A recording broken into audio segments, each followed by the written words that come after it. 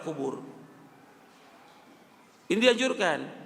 Tapi ketika ziarah kubur itu seperti yang disalahgunakan oleh sebagian orang, menjelang Ramadan ziarah ke kubur-kubur wali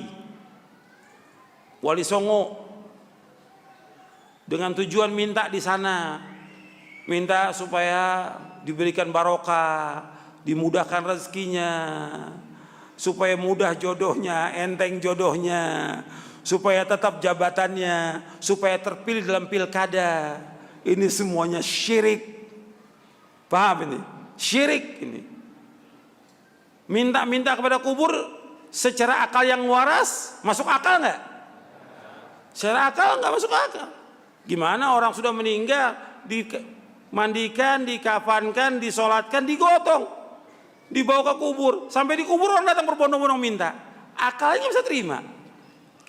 Apalagi syariat. Nggak ada seorang sahabat pun yang datang ke kubur Nabi ketika terjadi berbagai macam peristiwa yang besar.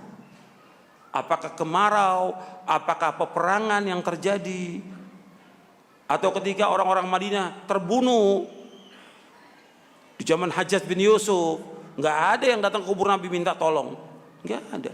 Semua larinya kepada siapa? Kepada Allah. Yang bisa menghilangkan bahaya hanya Allah. Yang bisa memberikan manfaat hanya Allah. Sampai Allah mengatakan, wa iyamsaskallahu bidurrin fala kashifa lahu illahu.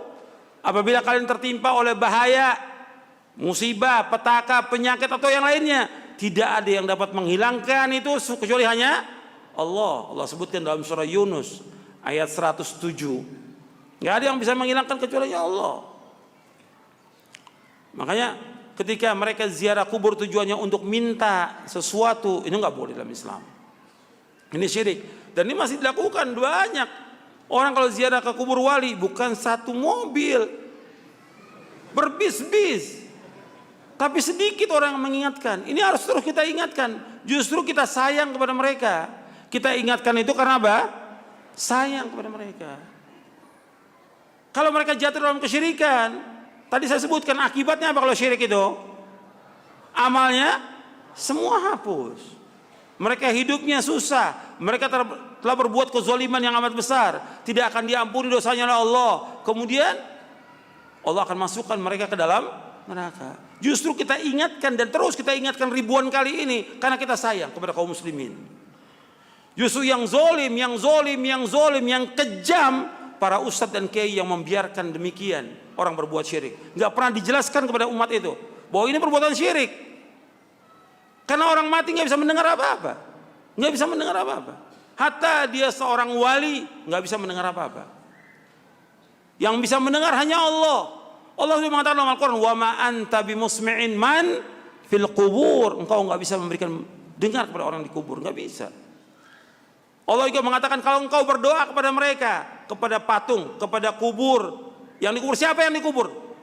Kamu berdoa, nggak bisa menjawab mereka, nggak bisa mendengar. Kalau mereka mendengar nggak bisa menjawab.